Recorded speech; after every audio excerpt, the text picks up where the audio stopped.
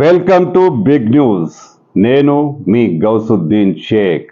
ఉన్నదే రాస్తా, చూసిందే చెప్తా.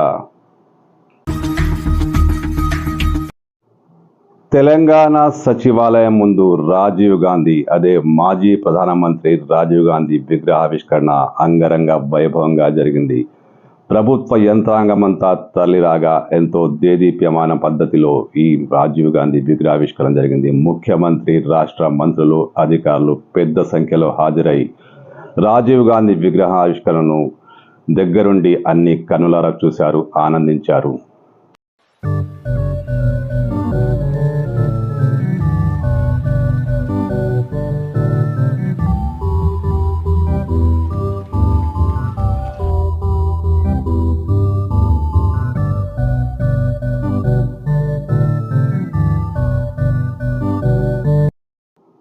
అయితే సచివాలయం ఎదుట రాజీవ్ గాంధీ విగ్రహావిష్కరణను వ్యతిరేకిస్తున్న విషయం తెలిసిందే. బీఆర్ఎస్ పార్టీ ఈ విగ్రహావిష్కరణను వ్యతిరేకిస్తుంది. ఇదే కారణంగా ఈ కార్యక్రమంలోనూ ముఖ్యమంత్రి రేవంత్ రెడ్డి బీఆర్ఎస్ పై తీవ్ర స్థాయిలో మండిపడ్డారు.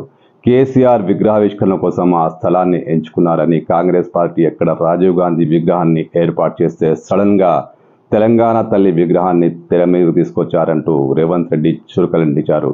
ఎవరైనా దమ్ముంటే రాజీవ్ గాంధీ విగ్రహాన్ని టచ్ చేసి చూడండి అంటూ ఆయన సవాల్ విసిరారు.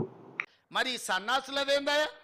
అయ్యి ఉండంగానే అయ్యో ముఖ్యమంత్రి, కొడుకు ఐటీ మంత్రి, అల్లుడు సాగునీటి పారుదల శాఖ మంత్రి, బిడ్డ ఎంపీ, సడ్డకుని కొడుకు రాజ్యసభ. దుర్మార్గులారా, రాష్ట్రాన్ని దోసుక తిని పదవులని పంచుకొని వందలాది ఎకరాల ఫామ్ హౌసులు కట్టుకొని మీరు గాంధీ కుటుంబం గురించి మాట్లాడతారా?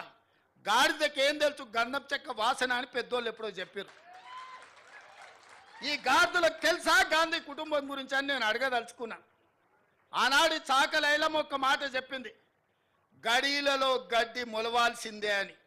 సాయుధ రైతాంగ పోరాటం గడీలలో గడ్డి మొలిసింది, గడీలు బద్దలై ప్రజాస్వామిక పాలన వచ్చింది. ఇవాళ నేను చెప్తున్న బిడ్డ, మీ ఫామ్ హౌస్లలో జిల్లేళ్ళు మొలిపిస్తా. మీరు అనుకుంటురేమో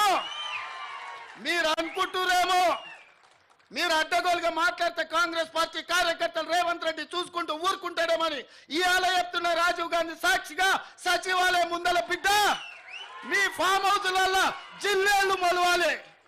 ఫామ్ హౌస్లలో మీరు జీవిస్తున్నాం, మా ఫామ్ హౌస్లు మమ్మల్ని కాపాడుతాయేమని మీ ఫామ్ హౌస్లలో జిల్లేలు మొలిపించే వరకు కాంగ్రెస్ పార్టీ కార్యకర్తలు ఎవరు విశ్రమించబోరనే సంగతి నేను చెప్పదలుచుకున్నా.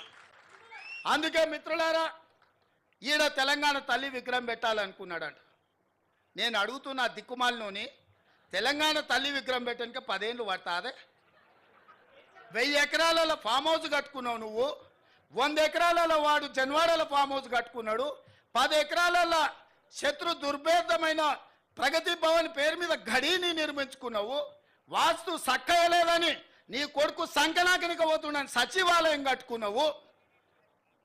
1,00,000 కోట్లు దిగమింగిన కాళేశ్వరం కట్టినవు. ఇవాళ తెలంగాణ తల్లి పెట్టడానికి 10 ఏళ్ళు సరిపోలేదా? 10 సంవత్సరాలైనా తెలంగాణ తల్లిని పెట్టలేదు. నేను ఇక్కడ రాజీవ్ గాంధీ గారి విగ్రహం అనగానే అయ్యో అయ్యో అని గుండెలు బాదుకొని అక్కడ తెలంగాణ తల్లి విగ్రహం పెట్టాలనుకున్నాడట.